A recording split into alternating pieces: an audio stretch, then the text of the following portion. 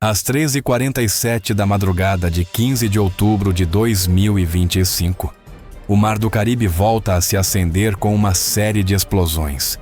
Não era um conflito local, não era um exercício militar.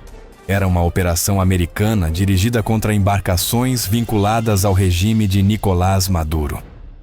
Aquele instante marcou o início de uma das escaladas mais tensas entre Washington e Caracas na última década. Minutos depois da Casa Branca, o presidente Donald Trump lançava um aviso ao mundo. Os Estados Unidos não permanecerão de braços cruzados enquanto o narcotráfico e a corrupção ameaçam nossa segurança nacional. Suas palavras são uma declaração de poder. Essa mensagem significava o regresso das operações militares diretas ao Hemisfério Sul. E com ele, uma ordem precisa. A CIA ficava autorizada a atuar dentro do território venezuelano. Um novo capítulo havia começado. Durante a madrugada de 15 de outubro, forças americanas lançaram uma ofensiva naval no Caribe Central, a cerca de 80 milhas náuticas ao norte do porto venezuelano de La Guaira. O operativo, dirigido a partir do navio de assalto anfíbio USS Bataan, durou aproximadamente 45 minutos.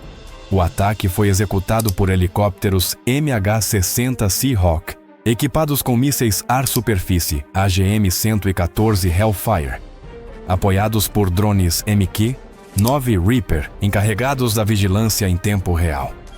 Do convés do navio, oficiais da Marinha recebiam coordenadas precisas, enviadas pelos satélites do Comando Sul, enquanto operadores da CIA verificavam os movimentos das embarcações suspeitas.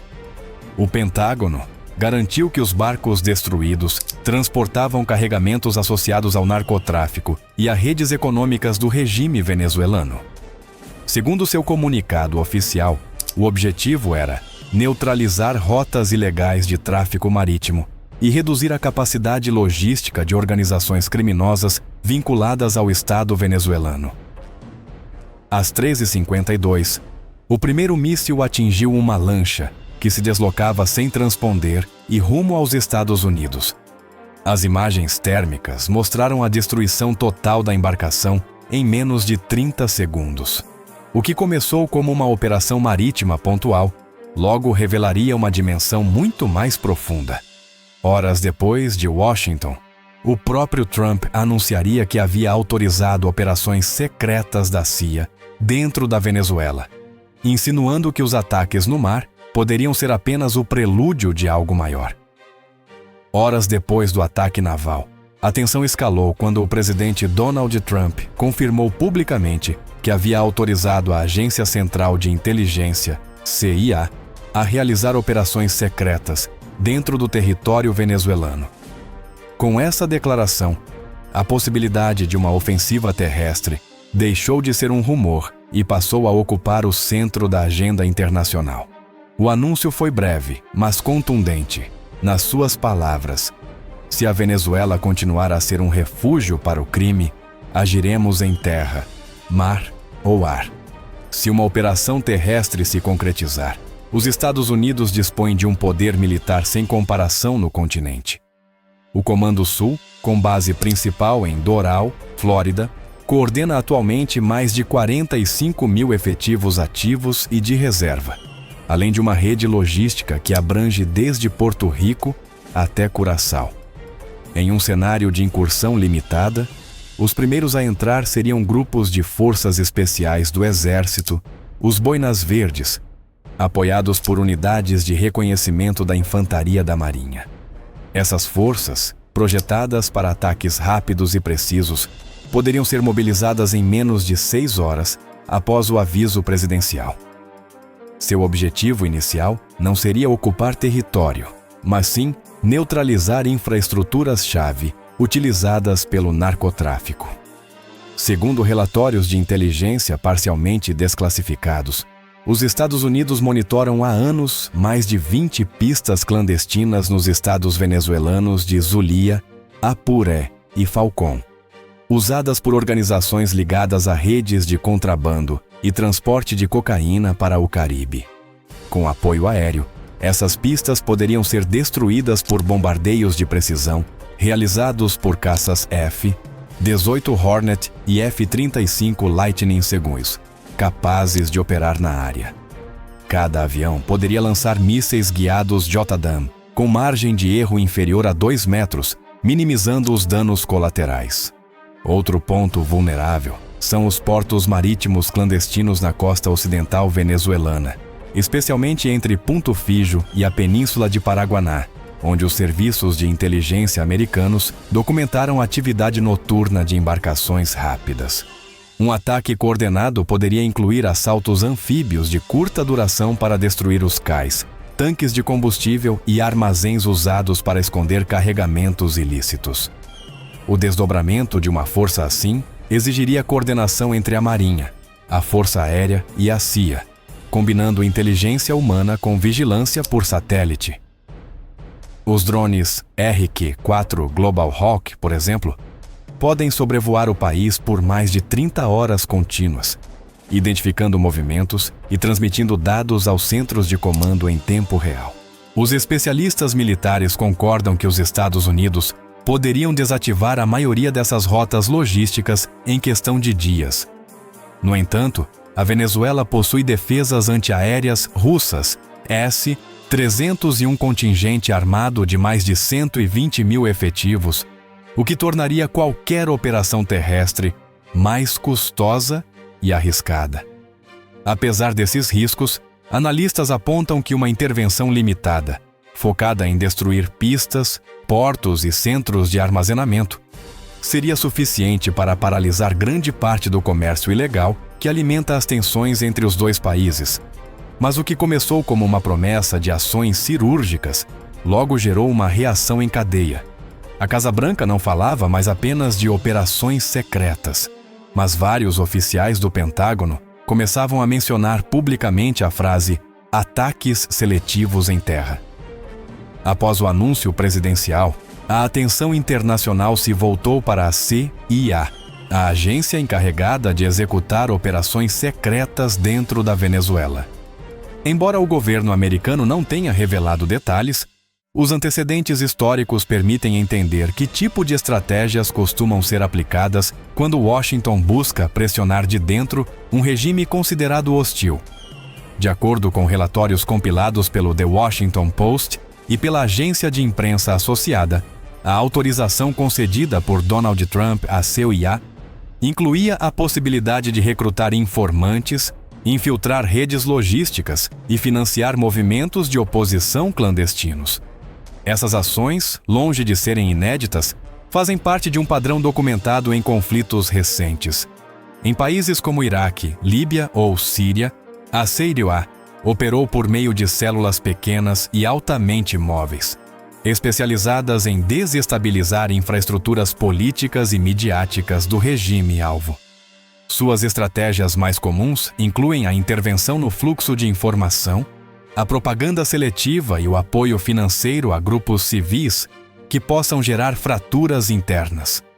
Aplicado ao caso venezuelano, este modelo poderia se traduzir na identificação e enfraquecimento dos círculos de poder dentro do chavismo.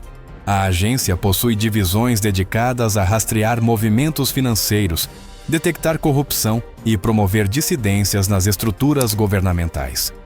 Um exemplo histórico é a chamada Operação Timber Sycamore, lançada em 2013 na Síria, que consistiu no fornecimento secreto de recursos a grupos locais para desgastar o regime. Na América Latina, durante a Guerra Fria, táticas semelhantes foram aplicadas no Chile, Nicarágua e Panamá, onde a agência infiltrou redes de informação e financiou campanhas psicológicas para enfraquecer os governos da época. Na Venezuela, essas táticas poderiam ser orientadas para a infiltração das forças de segurança, a divisão do Partido Socialista Unido da Venezuela, PSUV, ou a propagação de campanhas digitais, destinadas a desacreditar a liderança de Maduro. Tudo isso com o mesmo objetivo: gerar fraturas internas suficientes para debilitar a estrutura de comando sem recorrer a uma guerra aberta. No contexto atual, a CIA dispõe de meios tecnológicos muito mais sofisticados do que nas operações de décadas anteriores. através de equipes de guerra cibernética, pode intervir em redes de comunicação, rastrear transferências financeiras internacionais e filtrar informações dirigidas a mídias digitais de alto impacto. Os agentes mobilizados em missões deste tipo costumam operar sob cobertura diplomática ou empresarial, utilizando consulados, ONGs ou empresas de fachada como pontos de ligação. As operações secretas também podem incluir a captação de oficiais intermediários, aqueles que não fazem parte do círculo mais próximo de Maduro, mas que possuem informações valiosas sobre logística militar, rotas de contrabando ou movimentos de recursos. Esses contatos geralmente são estabelecidos através de intermediários em terceiros países, especialmente na Colômbia, Panamá ou Aruba, onde operam redes de inteligência compartilhada com Washington. O objetivo final não é apenas militar, é minar a coesão interna do regime. Criar dúvidas, divisões e desconfiança dentro das fileiras chavistas pode ser tão eficaz quanto um ataque físico. No entanto, este tipo de operações raramente permanece oculto por muito tempo. A história demonstra que as ações secretas tendem a deixar rastros econômicos, midiáticos ou humanos que eventualmente vêm à luz. Na Venezuela, o governo de Maduro já começou a reforçar seus serviços de contra-inteligência, antecipando uma nova fase do conflito, a Guerra das Sombras, onde a informação, a infiltração e a percepção pública se tornam as principais armas. O ano de 2025 ficará registrado como o ano em que o cerco a Nicolás Maduro se estreitou como nunca antes. O que começou com ataques a embarcações suspeitas acabou se transformando em um emaranhado de pressões militares, diplomáticas e de inteligência que cerca o regime de todas as frentes. Enquanto os navios americanos patrulham o Caribe e os drones vigiam do céu, a CIA multiplica suas redes internas em território venezuelano. Os portos clandestinos, antes rotas seguras para o contrabando, agora são alvos marcados por satélites e submarinos de vigilância.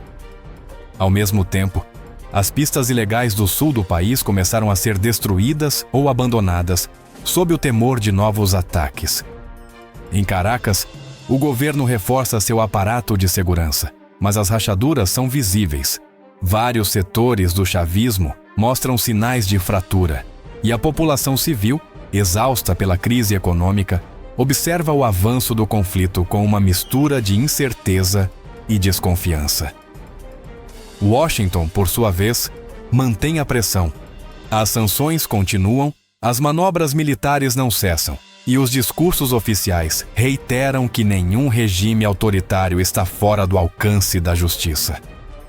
Assim, a Venezuela se encontra em um ponto de inflexão.